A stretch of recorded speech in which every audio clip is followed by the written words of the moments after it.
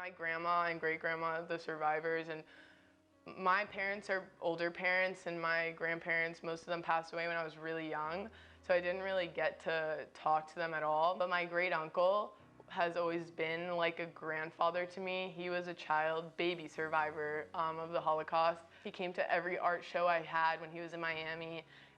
He was always so interested in my art. So again, that grew the grandfather connection for me. It was just a lot for me, and especially when I started to look into my Jewish spirituality and learn my values, he was very important to me when it came time to asking more questions about my family history, because he was the last living survivor.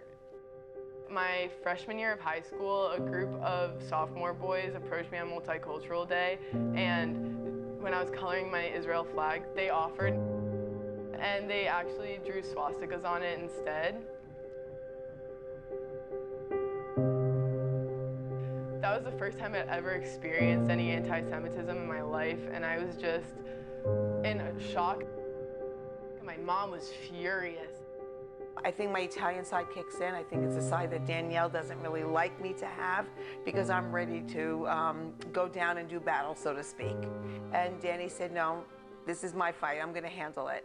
I think from that day on, I learned that it's not okay when people do that, and I had to educate myself to the point where I am able to speak more confidently. I just started to ask my uncle more questions about my family, and right when I started to ask those questions, he passed away suddenly. It hit me so hard.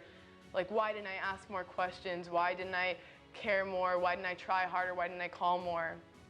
And it was really hard for me, and I didn't know how to express that. And I started to draw more, very angrily, quietly, draw and step outside my bubble. And there is a high rise in anti-Semitism around the world, anti-Zionism right now.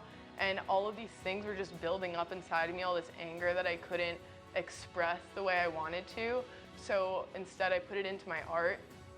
My art has a yellow star, and the yellow star is known for putting Jews to shame. A patch, the Juif, Jude, Jews had to wear it to shame them, to call them out for being Jews, and I turned it into my own star of pride. Stand With Us definitely opened my doors to Zionism, which with Zionism came also having to learn about anti-Semitism and anti-minority groups around the world. Growing up being Jewish meant that I had a history and that I had tradition and a community around me all the time.